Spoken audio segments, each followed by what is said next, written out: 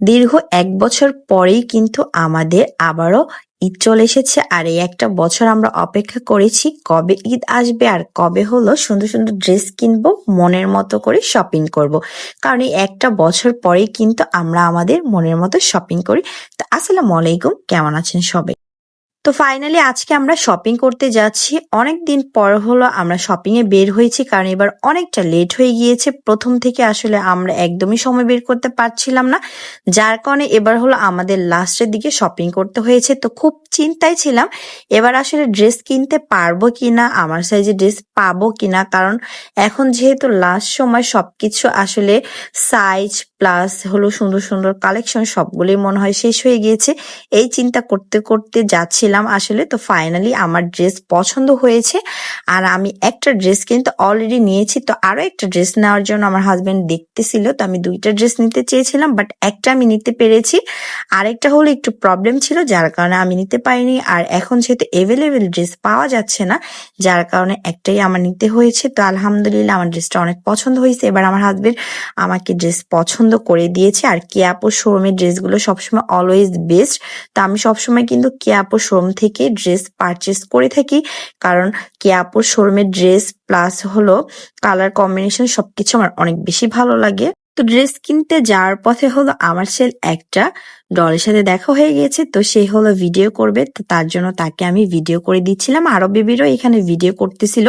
তো তারপর হলো আমরা ইজিতে চলে এসেছি আমার হাজবেন্ডের জন্য পাঞ্জাবি দেখার জন্য।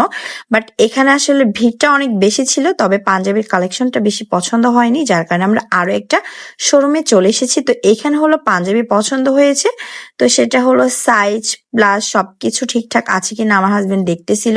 আর এত পরিমাণ ভিড় ছিল যার কারণে আমি আর আমার ছেলে বাহিরেই দাঁড়িয়েছিলাম, আমার হাজবেন্ড ভিতরে গিয়েছিল। পাঞ্জাবি কেনার পরে আমরা চলে এসেছি শৈশবে। আর এখানে যেহেতু ভিডিও করা এলাও ছিল না ভিতরে, তাই হলো আমি বাহির থেকে একটু করেছি। তো এখানে হলো বাচ্চাদের জন্য আমাদের শপিং করা ডান।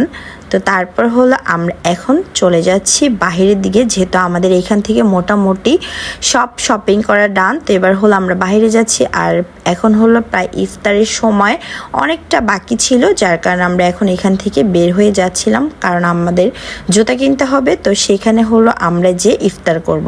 তো এই তো আমরা বের হয়ে গেছি। এখন যেহেতু ঈদের জমজমাট আয়োজন চলতেছে, তাই সব জায়গায় কিন্তু অনেক সাজানো গোজানো ছিল। আর ইফতারে এখানে এত পরিমাণ ভিড় ছিল, তো আমরা কোনো রকম এখান থেকে হলো ইফতারটা নিয়ে দেন আমরা ইফতার করে আবারও কিন্তু শপিং করা শুরু করে দিয়েছি। তো আমার হাজব্যান্ডের জন্য জুতা দেখতেছিলাম। তো আমার হাজব্যান্ড হলো জুতা নিয়েছে। তো দেন তারপর হলো তাদের জন্য পায়জামা নিচ্ছিল। আর তখনই হঠাৎ করে অনেক জোরে বৃষ্টি চলে আসছে। আর হঠাৎ করে আসলে খুব পরিমাণ বৃষ্টি চলে আসছে, যার কারণে আর কোনো ভিডিও আসলে করা হয়নি। তো দেন এখন হলো আমাদের সব কিছু কেনাকাটা ডান। তারপর হলো আমরা একটা রিক্সা নিয়ে এখন বাসার দিকে রওনা দিয়ে দিয়েছি। আলহামদুলিল্লাহ আমাদের কিন্তু সবার শপিং করা ডান। তো এটা হলো মোটামুটি আমাদের ফার্স্ট শপিং ব্লগ ছিল।